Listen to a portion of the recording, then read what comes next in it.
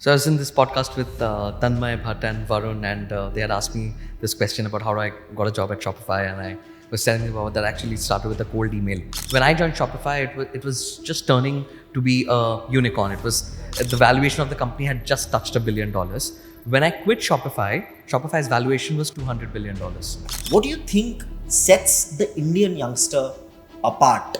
We have a large middle class here, and everybody is very hungry for growth. Everybody wants to be a millionaire. Some of them want to be a billionaire. If everyone starts using AI for coding, do you feel they might lack the basic understanding? Human plus AI's output is always going to be way better than either AI's output or either human's output. Narayan Murthy said that Our youngsters must say, this is my country. I want to work 70 hours a week. The people who complained about that statement were people who are not ambitious. I think in the next 10 years, India could definitely be in the top 2 economies in the world. But a lot needs to change. Success to me earlier was a lot about how do I get something as fast as I can. I think now it's also a lot about So what made you start content creation? Shopify, Wix, Google. But his life is not just the names of these big companies. It is so much more. It is how a young spirited engineer who grew up in Kolkata went on to climb a corporate ladder, impacting the lives of a huge number of entrepreneurs, helping them scale revenue, build businesses, and a lot more. And it doesn't just stop there.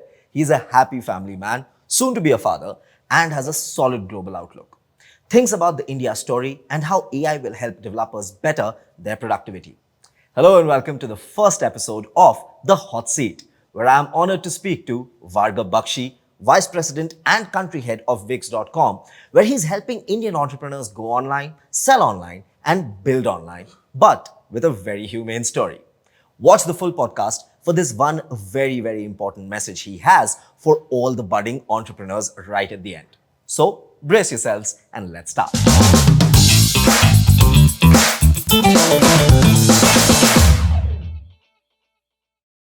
Vargab, welcome to the AIM Media House. How are you?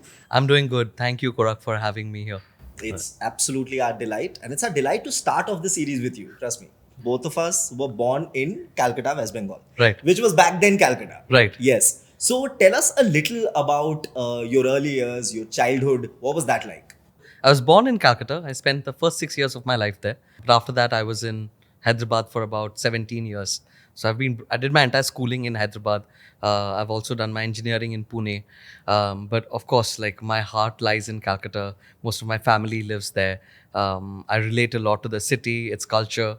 I think it's got a vibe. Calcutta is a vibe, and it's not very easy to kind of relate to that vibe unless you've been there, spent enough time. When you talk about Calcutta these days, people are like, oh, that's a city that's dead. But then that's not the fact. The fact of the matter is that it's still the cultural capital of the country. Very true, very true. We will talk about AI, definitely. What better man than you to talk about that? But before that, we want to take a slight trip down memory lane, and let's find out about how your career started. What was that like? In my campus interviews, this is 2008, 2009, there was a recession going on. But I was lucky enough. I was one of those 10, 12 people in my college who got a job. This was with a company called KPIT Cummins. But you've heard of Cummins generators and dynamos, Yes. right? So they've got like an IT division called KPIT Cummins. It's a listed company in India. I was supposed to join them. That's where I got placed. But I didn't land up joining that job because I wanted to get into hardware. So I joined Dell Computers. I was a hardware engineer there. I worked there for 6-7 months, and then I realized that innovation in hardware takes its own sweet time. It made once I was in hardware, I realized that software is better. So, right, grass is always green. So yeah, the grass is always greener on the other side. I realized that it's better to work in software. Thankfully, Google had started hiring then, and I applied for Google after I think 7 months of working at Dell. I got through Google. It was a long process, but I made it through. I was in Google Hyderabad for a while. Then I was in Google Seattle for a while. I was in Google's user-generated content team. We were helping make Google Geo products better, which included Google Earth, Google Maps, indoor mapping, and a bunch of other products that essentially would help a user navigate to wherever they want to get to. And so I came back from the US in 2012. And I joined a startup here, which was doing the same thing as what Shopify was doing. So I sort of realized, early on in my career that technology is all about getting in first. Technology is agnostic across all sectors. Technology is not just, I work at a TCS Wipro and I'm trying to build software for a massive conglomerate. Technology cuts across manufacturing, cuts across education, healthcare. So technology takes the world ahead in every domain.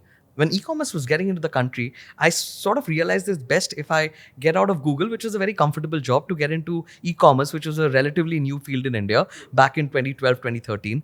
And I thought, hey, if there's an Amazon that can sell books, electronics, and then go on to becoming, the biggest retailer in the world, then this is going to happen in India too. So I decided that, hey, let me start, helping smaller brands sell online, and that's what this company called Martjack was doing. And yeah, so I was mentioning about how e-commerce was very nascent in the country at that point in time. I felt the need to, be a part of this initial revolution. I started writing to Shopify's leadership that I wanted to start Shopify in India and Asia. And after a bunch of, cold emails, they finally responded. There were a bunch of interviews, and I joined them as the country manager in India. When I joined Shopify, it was just turning to be a unicorn. It was the valuation of the company had just touched $1 billion. When I quit Shopify, Shopify's valuation was $200 billion. In the year, I think 2020, 2021, Shopify had mentioned that Shopify's ecosystem makes about $17 billion. I think the company's revenue was that time about $1.7 billion. So almost 10 times of what Shopify was creating for itself, it was creating for its ecosystem. And that's super important. So their product philosophy is that we're going to build what 80% of clients need 80% of the time, and the rest 20% would be built by developers. And that allows developers also to make money.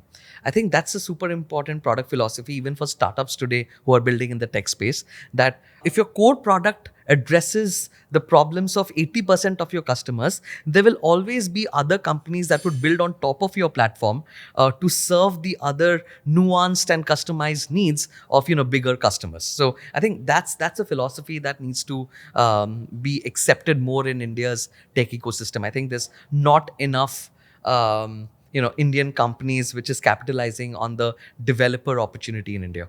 True. You mentioned something, and I think that is going to be a very good advice to the youngsters of the country, which is a huge number. And this is something that you have mentioned in a recent interview as well, and I'm going to quote you. You said that whoever says cold emails don't work, don't listen to them. Cold emails work, but there's a way to do it.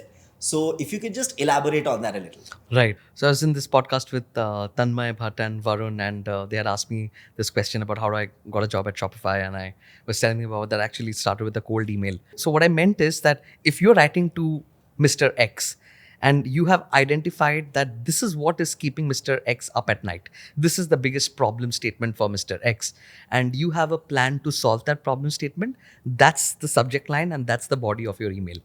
Because people are always looking for other people to help them solve their problems. So if you have a very objective email that solves that particular problem which is keeping that other person up at night, that's what your cold email should all be about. It shouldn't be like, hey, I want a job, or I'm very passionate about e-commerce and I want to work at your company. No, it should be specifically talking about that problem statement that person is dabbling with these days. Absolutely. Should be specific. Shouldn't be copy pasted. Don't Absolutely. copy paste for every sender. Right. But yes, as you heard, should be specific. The Shopify journey was going on, was going so great. When you said when you left the company, it was 200 billion. So was it a tough decision for that? And then how did the journey move forward from there? And then how did the journey with Wix start? Right. I took a break after Shopify. I became like an investor advisor to multiple startups. The reason I quit Shopify is because It was a long time. It was 8 years that I spent in the company. I needed a break. Once you spend that much time in a company, you understand it so well that you are not challenged every day in your job. So I wanted a more challenging, atmosphere for myself. So I decided to start working with startups. After that, however, the market started looking bad. This is around 2020 to mid 2022. You saw a lot of layoffs happening, and a lot of the stock markets weren't bull markets anymore. They were bear. So that's when I decided that it's better if I take up a well-paying job. Wix had reached out to me at that point in time because they saw what I did with Shopify and how I created their 0 to 1 journey across the world. And I think Wix wanted someone very similar with that background to do it for them, and I was the right fit. So that's how I joined Wix. When we put out on our social media handles that we are doing the podcast with you, we had a lot of questions come in from developers as well. One question says, if everyone starts using AI for coding, do you feel they might lack the basic understanding? So, what's your opinion on this? It's a Right. question directly from a developer. If everyone starts using AI for coding, what that means is that you've got a great first draft that's come to you. And now you need to add your own customization, your own nuances, and you need to make it even better. Look, human plus AI's output is always going to be way better than either AI's output or either humans' output. The combination of both is going to give you a way superior output. Now, the best part about artificial intelligence is the first draft of something comes up really fast. See, when I ask you to, let's say today, write a blog on a certain topic, it's going to take you some time to think, get all your thoughts together, put a structure to it, and it's going to take you like at least 2 hours to get the first draft out. With, let's say, now if you ask Chat GPT to write the first draft of it, it happens in a matter of 1 minute. And then you can spend the next 2 hours to customize it, give it an emotional connect, a relatability factor. These are things that, let's say an AI wouldn't understand. AI works on data sets, and data sets come from data collected from a certain geography or from a certain set of users, right? Now you can't have the entire world's data. At least ChatGPT today mostly gives its output based on the data from American users and American customers, right?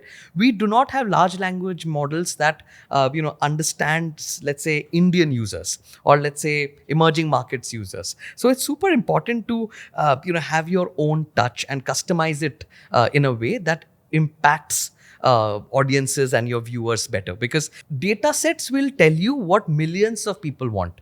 Personalization will tell you what Korak wants.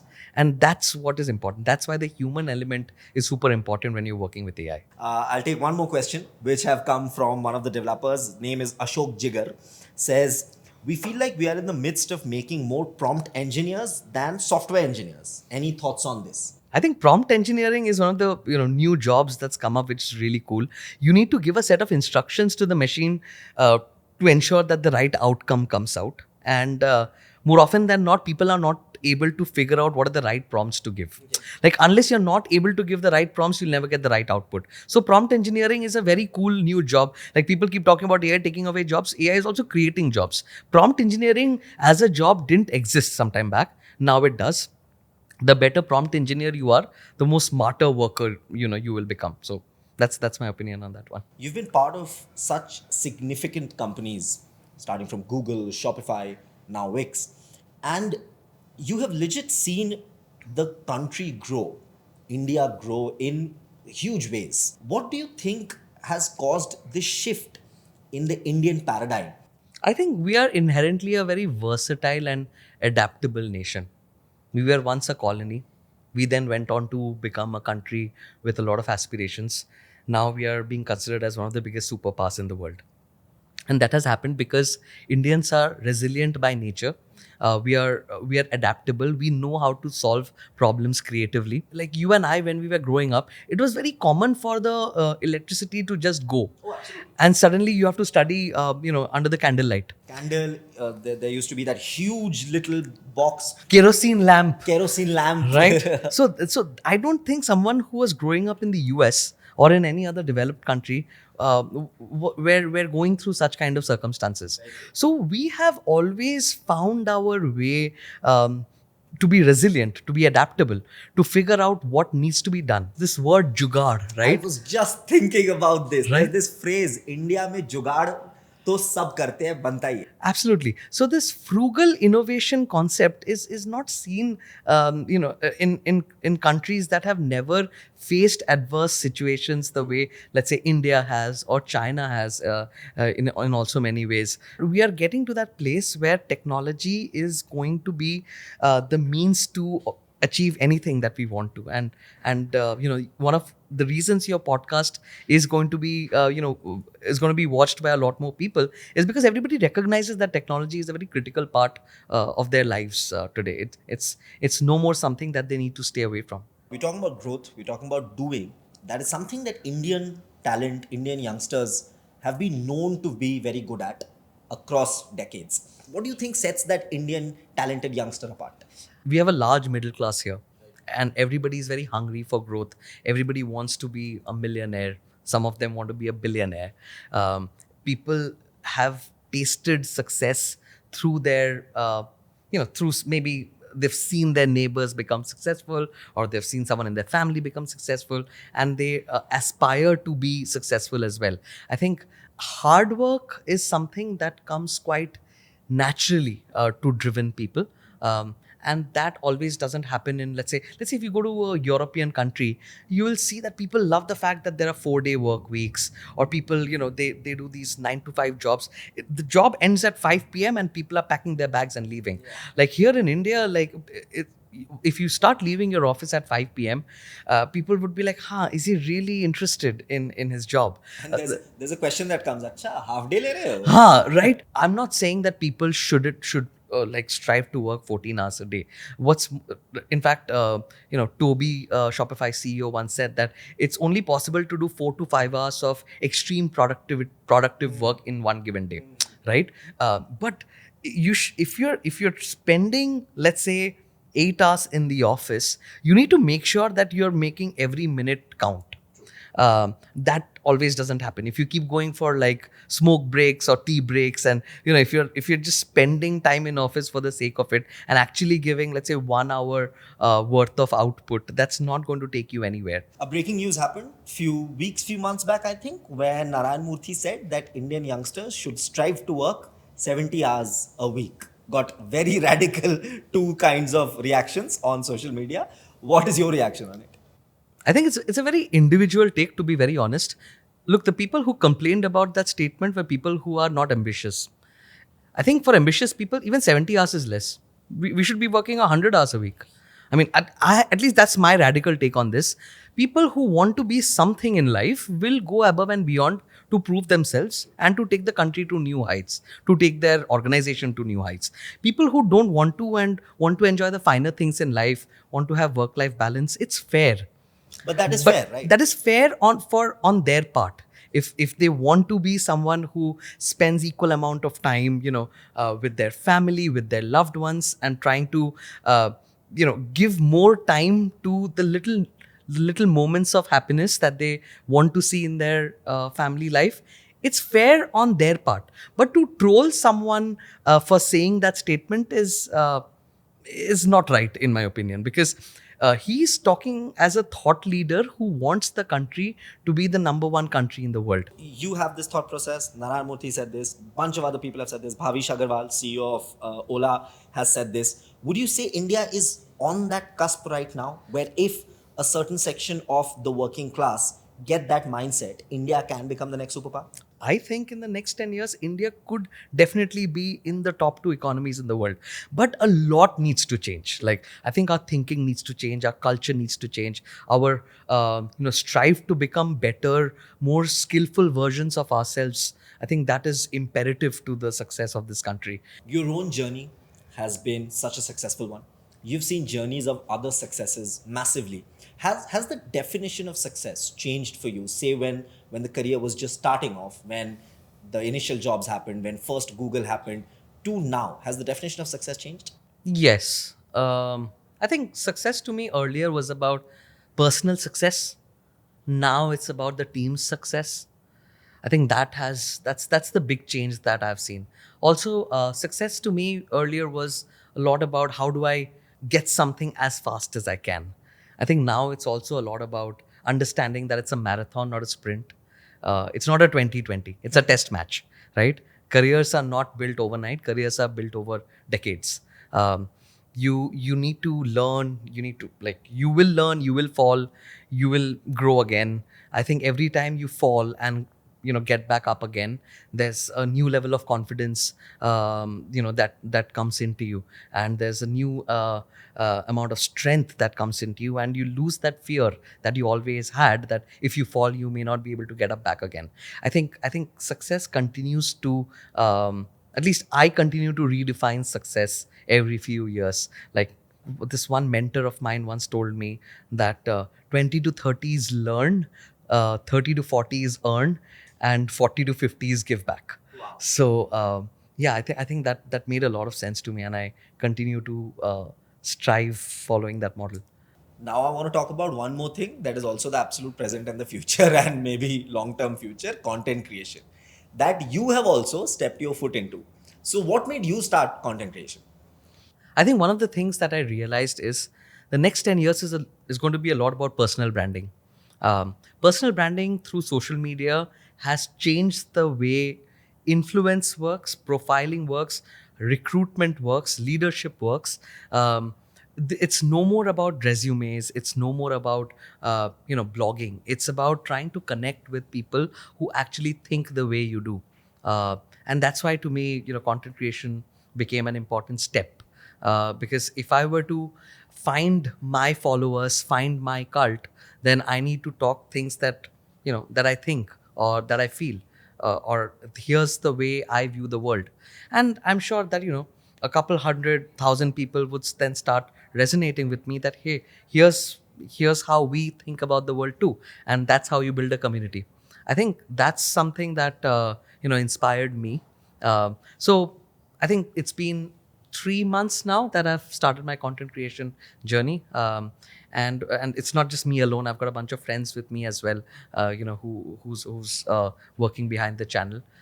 It's been great. I think the channel has gone on to say about 85,000 followers on Instagram in the last 3 months, and on YouTube it's close to, I think, 60,000 subscribers. And we're just focusing on short form content. I think people's attention span is very small, so it made sense for us to do those 60-second shots instead of like long form content, which we will get to probably in 6-7 months. What would you say, which city is a better option for startups to grow the most? Because very recently, I think if I'm not wrong, Nika's CEO's husband made a statement at a recent event that Bangalore startups are stuck in traffic, and that is why they're not being able to convert it into IPO status, which Bombay startups are being able to. So what's your take on that? Wow. Like, that's quite a statement to make. At least I'm not sweating in the traffic like I would have been sweating if had I been in Bombay, Ouch. right? Like, I'm a person who loves both Bombay and Bangalore. I don't know how to take that statement. like Bangalore weather, I think is the closest we have to the Bay Area. Like, I don't like Bombay's weather at all. It's very expensive to live in Bombay. House rents are very high. Now, most of the smarter folks, the technical talent has all come and started settling down in Bangalore. You don't see that in Bombay too often, right? Bombay is for media businesses, at least the way I look at it. The Bangalore is and will be the tech capital of India. Bombay is old money, Bangalore's new money, and there's a difference, in that culture. I see that I don't see in a lot of other places. But is it safe to say that India is the place to be right now, and doesn't matter where you're creating your startup from, as long as you create it, make it in India, and then become successful across the world? Right. I think building from India for the world is a great idea. Because you've got a lot of, especially software, right? You've got a lot of technical talent here. Technical talent here is affordable, because you've built in India. They say if you build $1 million business in India, if you put the same amount of effort, you can build $100 million business in the US. because it's a way tougher market here. India is more like a European Union. There are so many different languages. Each state is a different culture, language. The way of doing business changes every 100 kilometers. So it's more like a union of countries, right? So when you crack an India as a customer market, you will be able to crack the world in a better way. At least you'll get the confidence to do that. And that's the reason why, let's say, companies like Zoho, Freshworks, which have built from India for the world, are doing so well. And it's not just like, those $1 billion companies. There's a friend of mine, he used to run a company called Push Owl. He sold it for about 20-25 million dollars to a French company. And he just built push notification software, which was catering to e-commerce stores. And such a simple plugin which gave him like a multi-million-dollar exit. So again, there's another company called Return Prime which recently got acquired. So Return Prime basically builds return management software for e-commerce businesses. Again, Return management. returns, because in e-commerce there's a lot of returns. You need to manage your returns. And they again did a multi-million-dollar exit very recently. And these are kind of stories that you will see more in the next 5-10 years coming out of India, because they are not just building businesses for India, they're building it for the world. As somebody who works so closely with AI, when did you realize that this was going to be something that is going to change the world? I think the day ChatGPT got worldwide adoption, I was intrigued by the fact that I could get my stuff done in a matter of minutes, which would take me hours. That sort of optimization had never happened in my life earlier. I think this was a couple of years back when everybody was like, "Oh, ChatGPT is, going to change the way things have been operating," and I started experimenting with it, and my life is not the same anymore. I use AI every day, whether it's Gemini, ChatGPT. I have paid versions of most of the good AI softwares. Like that's another recommendation, right? Like I see in India, people always tend to use free software. Like once you've found a software, functionality to be useful to you, buy the paid version. Life will improve tenfolds. Like the problem with India is that they want to use software for free all the time, whereas if you start using the premium version, like you will find way more value. I mean, there's a reason why there is, let's say that there's a paid version, because people find that additional extra value, which becomes a moat, which becomes an unfair advantage to the people, versus who are just using it for free. So I think people need to start paying for software here to find the greater, deeper value that softwares provide. Um I think that's something, that's sort of a evolution that I'm hoping that India gets into, because there's this mindset here कि internet पे है तो free है. So I think that should change. Unbiased तरीके से, if you can tell us some of the risks of AI which need to be tackled with as well. I think the spread of fake information is something that we should be cautious about. Also, the fact that sometimes the data sets are not diverse enough. If it's either sometimes it's just white people, or sometimes it's just too much person of color. Like Gemini went into a controversy where most of the outputs that they were giving were of people of color, when they launched image generation, because they wanted to mitigate the risk of showing white people related images all the time. So they put too much of people of color, and then white people were like, hey, like that's, I understand that you want to make it very diverse, but that doesn't inclusive, but that doesn't mean you cut off an entire race out of your algorithm. So I think we're still in those initial 0 to 1 phase where we need to figure out the true diverse sets of data that exist. Only then will machines be able to give the right output. I think it takes a lot of time for large language models to deeply understand the users of a certain region and then give the right output based on what that region seeks.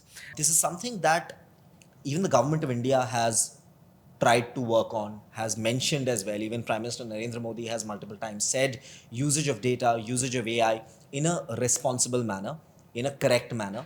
Would you say that the government's role has played a part in the way the AI boost has happened and the startup boost has happened? Absolutely. The government may come up with programs like Startup India or Make in India that fosters, this growth of industries and more job creators, more startups, etc. Obviously, that environment needs to be there. But a more critical job is to ensure that there are policies that safeguard people's data, privacy regulations. The concept of GDPR became so popular and accepted in the Europe. In the European nations, that it was soon adopted across most countries in the world. India is now coming up with its own data laws, right? Where data can't move out of the country's premises. Right now, there's already a policy where any payment-related data cannot leave data centers which are outside the country. Now, soon you will start seeing that any kind of user behavior data cannot leave anywhere, cannot reside anywhere outside India. Because once you have access to a person's data on the internet, their behavior on the internet, you are liable to a lot of risks as well. These are things that the government needs to be more cognizant about. Like, how do I safeguard my citizens towards not only online fraud, but also keeping their data safe, teaching them, better practices of operating on the internet. The number of scams that happen these days, it's just insane, right? I mean, I think the government should still do a better job of teaching, regular people of how to not get scammed on the internet. And especially 2 tier, 3 tier cities. Absolutely, because they are new to the internet, right? The metro cities still. I mean, I see a lot of people getting scammed even metros from also. metro cities, right? The more the internet grows or technology grows, you will see the more number of crimes growing on the internet, and we just need to be more digitally aware of such scams and protect ourselves from it. Absolutely. Please be digitally aware, otherwise you might be a part of Jamtara season 3. If you have to ask you, 2 YouTubers that you look up to. I like Tanmay Bhatt. I think he's damn funny. He is. We all love Tamil Yeah, I think he's definitely my favorite YouTuber. And I think second place would be Ranveer Alabadia and Dhruv Rathi. The reason I say Dhruv Rathi is because I think there was, like, if there was one man, one YouTuber in this election who actually made a difference, it was Dhruv Rathi. I think half of the credit of Congress winning so many seats should be given to Dhruv Rathi.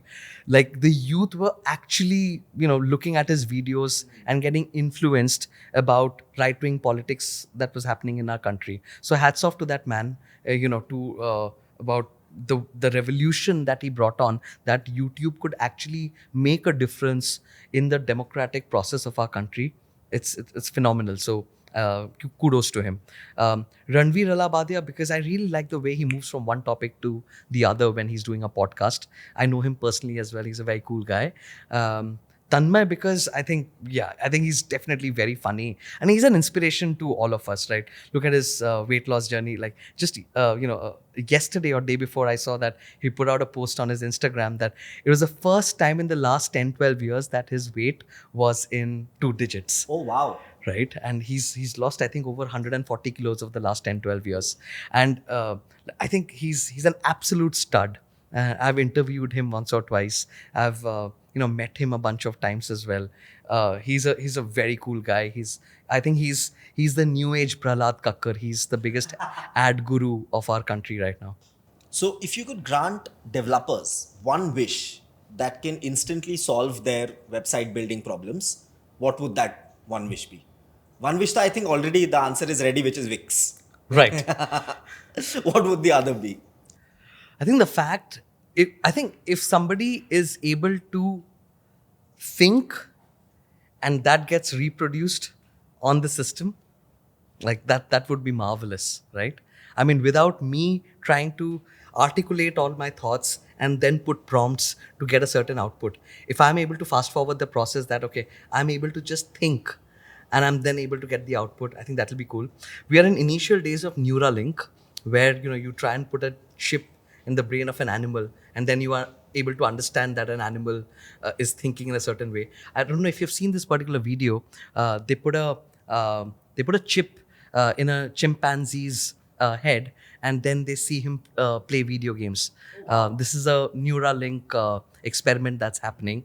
Like, if Neuralink were checking for like early adopters where they need human beings who want to get chipped, I would be one of the first. Like I would love to kind of get chipped, and I know it's my wife thinks I'm absolutely batshit crazy to say this, but yeah, I would love to get chipped to, just project everything that I'm thinking on the screen. I think that's the next generation of artificial intelligence that we are moving towards. We're almost towards the end of the podcast. I want to ask you a question, which is, if if you have to give one advice to young Indians who are tech enthusiasts, who are AI enthusiasts, who want to build a career in this genre, in this industry, what would that advice be for them? Start with the problem. Start by understanding what the problem is. Figure out the size of the problem. Create a solution that has not existed before. Figure out an unfair advantage that you may have that others, do not. Um, I think that is the start of creating something that will change the world. Um, don't be someone who first creates a solution and then goes out to find the problem. First, find the problem, find the size of the problem, see how painful that problem is, and then see how you can solve that problem in a more efficient manner than anybody has ever solved that problem. If you have this problem solving mindset ingrained in you, then the country is going to, you know, go in the right direction over the next few decades. It was such a pleasure talking to you. Thank you so much for Thank you. giving us your Thank you so time. much. How was the podcast for you? It was awesome. I think, thank you for, I think there were questions from very different spheres, not just artificial intelligence or my Wix related work, but also about where the country is heading, where the world is heading, how do we evolve as a community. Fantastic questions. And thank you so much for having me here at your podcast. Absolutely, our pleasure. Thank you so much for being the first guest on our first episode of Caltech. Ladies and gentlemen, do tell us in the comments how did you like this podcast. This is me, Korak Roy. See you in the next one.